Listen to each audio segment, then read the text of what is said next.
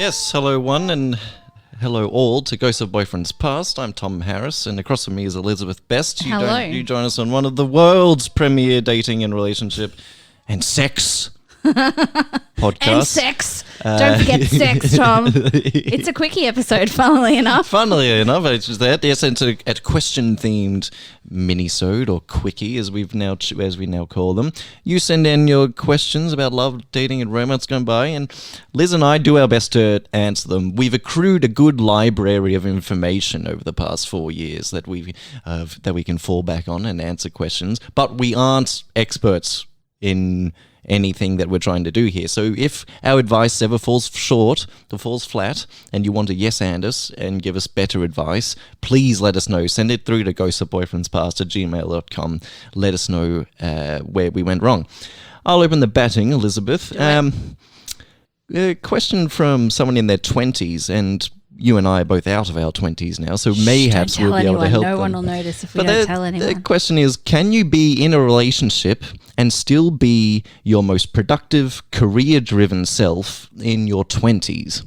So that question could apply to any stage of your life, because at any stage of your life, you want to get into a relationship and you want to be career-driven, hypothetically. But in your 20s specifically, I reckon that you can. As long as you've got somebody who knows what your drivers are, because it's, as long as it's someone who's compatible with both your work lifestyle and understands that sometimes work's going to come first. I don't think that you need to necessarily give your entire life to work. And if you're doing that, I think you might need to take a look at your, work-life balance. I basically think that you can still be super career-driven as long as you try and have a little bit of a work-life balance, right? yes. I don't think anyone in life should strive to have 100% work as their focus. They always in say life. that no one dies on their deathbed going, "Oh, I wish I'd worked more." Yes, that's right. I think the impossibility lies in wanting to have 100% of everything. Where you go, I want to have a full. I don't know. I think I'm wording this incorrectly, but yes, you can totally be career focused and have a relationship. Yeah, I don't think that needs to be an age thing either. No.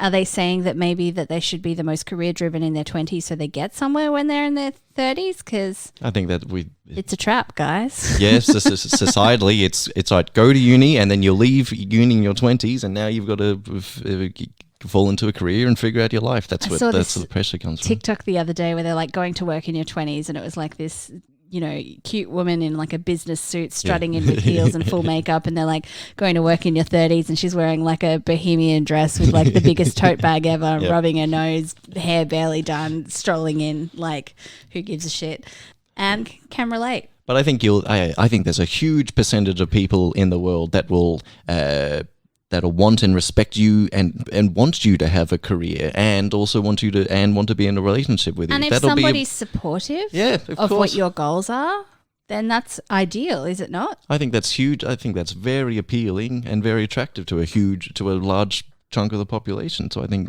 you're in the clear there. Yeah. Yeah. Let us know what you think if you have differing opinions to us. Yeah, work and play. Have you ever had to forge and because if some careers, some academic pursuits leading into careers are big slog, they're hard work, it's difficult. And then, so if you're at home, have done that, but then also carved out time for a relationship. I want to know how, and good luck to you. I don't have a fucking career. I have a job. I work for jobs. I don't have a career. I mean, I have a career, but I don't get paid well enough. So there you go. No, I have and I worked quite hard to get to where I was, and there was a bit of professional jealousy when I happened to be working with somebody who I shared the same career with, because my career took off, whereas theirs stalled. So that was a bit awkward. But I think that as long as each partner is supportive of the other's interests and schedule, and that the working partner is genuinely making time to love their partner in their chosen love language. So if they like quality time, that you as the workaholic are setting aside some quality time for your partner. So you can't expect them to, just deal with the fact that you're the office person and you're the business person and they just need to take whatever. No, you need to carve out time for them. But as long as you can, love them in the way that they like to receive love, then I think there should be no problem. Absolutely. There you go. All right. Good place to spot. And the thought complete left my brain as soon as I started speaking it. I had that a bunch this week. I don't know what. It's something in the air. I'll just getting older. barrel into another question, Liz. I'll just throw you another one. 1-2 punch attack. Okay. Where are we there? What do you reckon? In the year 2023, is the biggest issue or dating? Like, issue or problem facing dating, like as an exercise, as a pursuit? Apps? Yeah, you think that's the biggest? I just think it's lack of connection these days. I think a lot of people are connecting not in person and through online mediums, and I think that being busy and constantly scrolling rather than looking up at a cafe and maybe seeing somebody and I guess this is to start dating people. Like, actually, if you're already dating, probably the biggest thing plaguing relationships, oh God, I don't know, assholes. Tale as old as time. Could be. It seems that the question or the answer often seems to be like, how it's just meeting people, right? They say, I can't meet anyone, or I have difficulty meeting people. But we have all these solutions like applications and that's websites. So meeting and connecting is so vastly different, and people are so addicted to phones and external stimulation that it's quite difficult to actually, like, people just and I'm one of them, would like to stay at home in their pajamas on their couch rather than go out and people today. So it's the hurdles, both imagined and societal or real, between meeting and connecting. It's really easy to meet. I think we need to bring back setting up people. I think we need to make, like, if you have a couple of single friends, first of all, ask if they're looking, because I've had people try and set me up when I've been not looking and gone, excuse me, just because I'm single does not mean I want to be set up. But ascertain whether they want to. And if you think that two people would be good together, then hook a friend up. Like, why the heck not? Yes, I think we're given all these chances to meet people. Here's this app, website, service thing, and we go, wow, look how easy it is to meet people. It's the illusion of choice. Yeah, but all we race through saying, we go, no, because there's always someone else behind their picture, right? It's gambling. Honestly, it's one of those, and I've said it before, and I've written an article on it that I can publish in the show notes if you like, but modern dating is akin to gambling, whereby you've got the addictive thing of scrolling, keeping on pressing that button, as well as the fact that you might hit a jackpot, but because it's not the biggest jackpot you could possibly hit, you keep holding out for the bigger, better deal. You keep chasing. Put it all on red this time. Like, interesting.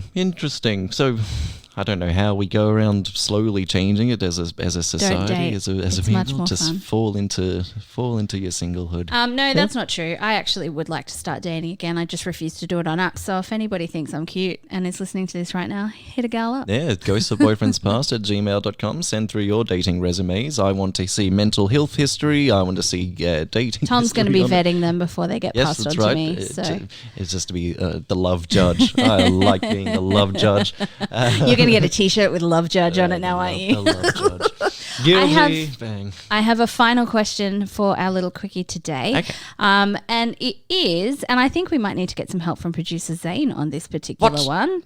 But when he comes on air, he makes it. He's really sensible and intelligent and articulate, and everyone goes, "Oh, this is better." Oh, not Zane. I know, but for this particular question, he actually has some experience that neither you nor I have, Thomas. All right. Okay. So if Zane, you are asexual, at what point in a relationship or dating scenario do you bring that up? Hello, everyone. I'm your resident asexual. Yes. I want to flip that around first and say, at what point, as a priapic allosexual, what does that mean? A horny person who is not asexual. Okay. Got it. Would you want to know that the person you're dating is asexual? When I want to have sex with them. Okay. It's probably before I want to have sex with them. Well, probably before. If I don't want to have that. sex with them, then why do I need to know? Fair enough. But like anything, like any mental health or anything, earlier rather than later. It also depends what kind of asexual they are. Because if they're sex averse, then pretty fucking soon, because I enjoy sex. I think that's the answer I wanted to kind of go with, is like, one asexual is not the same as another asexual. And if you're so sex averse that like a touch between someone, someone that you're on a date with would affect you, then that's probably something you want to put out there before the date. Maybe in a bio if you're on apps. Yeah, absolutely. Because honestly, like my love language is physical touch, so it would fucking kill me if I was with somebody who hated being touched. Yeah, when I met my current partner, it was... it was actually while we were talking before our first date. That was just kind of like, hey, here's my stuff. It's like, put it out there. I'm done with dating, and if you don't want this, then you don't want me. That's not always necessary, because I myself, I'm not sex averse. It's like, if my partner wants sex, then that is on the table.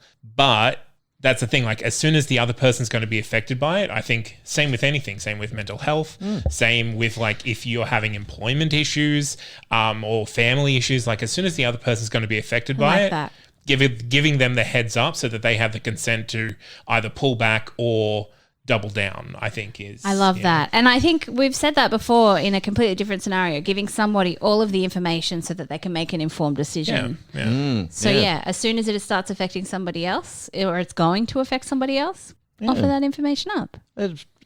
Readers, do let me know, not just broaching the subject of being asexual, but it could have been broaching your mental health, your depression, your mental health, your whatever. How you went about broaching that in a new or budding relationship. How was it? Is it just something that you can easily do? Is that something that you're like, yeah, I'm this, and that's my plate? Is it something you struggled with? And how did the other person react? Were they generous with you, or was it difficult? I will say it's a lot easier to talk about it in that way if you're comfortable in it yourself. Absolutely. Yes. And I think, therapy first that's the person that you can talk to, who you're paying them not to judge you, to get your words right so that you can talk to other people who might not have the same mindset. Right. But if you're in a space where you're like exploring, it's like, I think I might be this, that's more difficult, because you may be making something out of nothing that you're then putting on the person that you're dating. Yeah. Or you're using someone to figure something out when they don't have any say in it. What if you were to say, rather than I think I might be, insert label here, you might say, right now I'm feeling, an attraction to this and I'm exploring that, or right now here's where I'm at with that, rather than freaking out and going, I could be a label, like just say, here are my feelings about what we're doing right now. Here's how I feel about sex. Because some people are like, like I like vanilla sex, or some people like a little bit rougher. And, these are all issues that you need to talk about. And there might be someone who wants to experiment with being, more vanilla or more rough. And it's something that you kind of go, look, I don't know if I'm going to be into this. I would like to experiment with being more vanilla, please. Yes. Regular sex is take off too the gimp crazy. gear today. I would like to be just missionary on my back.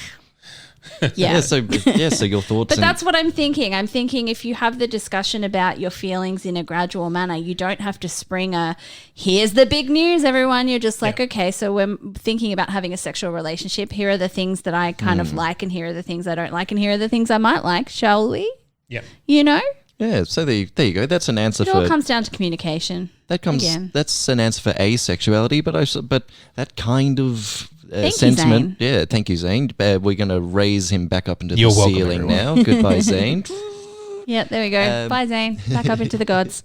But I'm sure you can apply that answer to not just asexuality. As soon as it's going to potentially affect the other person, that's when you tell them. Beautiful. Brilliant. So simple. Short and sweet. If you disagree, let us know. We'll tell you you're wrong with this particular one, but I think it's such a simple and it's such a good way to live, is that as soon as something's going to affect somebody else, you should probably tell them. Yes, absolutely. Well done and well said. Well, short and sweet little quickie here on Ghosts of Boyfriends Past. Thank you for tuning in. It touches my little heart, and I'm sure Elizabeth the same, to have you join us week in, week out. I mean, yeah, it really does. If I had a little heart, I think might be a bit smaller. No, it's true. I have quite a large heart, and I fucking love doing this podcast, so that even when I'm really tired and I don't want to do anything, I'm still like, once I get here, I have the best time, and I love you guys, and this is just turned into something completely different than it started She's out very being. touched over there. But please send in your thoughts, stories, questions, jokes to ghostsofboyfriendspast@gmail.com. Come on. Let's send us in the shittest joke that you can have, and we'll have a shit joke competition.